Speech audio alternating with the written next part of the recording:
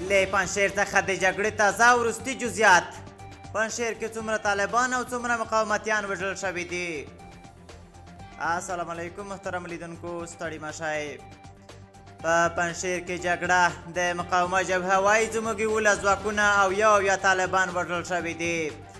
د مقاومت جبهې ویان سبقت الله احمدي وایي په پنجشیر کې د دغه جبهې او طالبانو ترمنځ په نښتو کې یو طالبان وژل شوي دي. نوموړي د مقاومت جبهې د 11 غړو وژل کېدل هم تایید کړل. نوموړي نن په یوه ټویټ کې لیکلي چې د شنبې په ورځ د طالبانو د عمري او بدري د ځانګړو قطعاتو 32 تنه وژل شوي دي. د هغه په وینا په دې ورځ 3 تنه مقاومت کوونکي هم ټپیان شوي دي. احمدي ادعا کړې چې د یکشنبې په ورځ د دې ډلې برید له ماتې سره مخ شو او د طالبانو 11 غړي ووژل شول.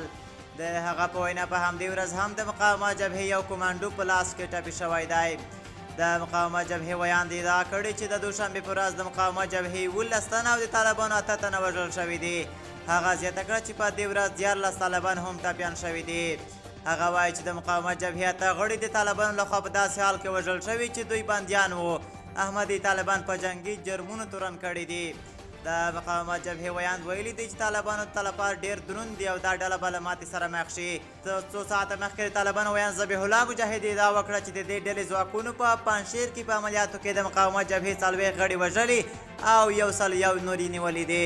د هغه د ادعا له مخې دغه کسان په ارغستان دره او د پنجشیر په قصبه ولسوالیو کې وژل شوي او یا نیول شوي دي.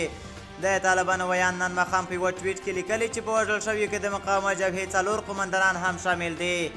مجاهد د مقاومت جبهې غړي باغیان بللي او ویلي دي چې دوی غواړي د خلکو امنیت ګډوډ کړي.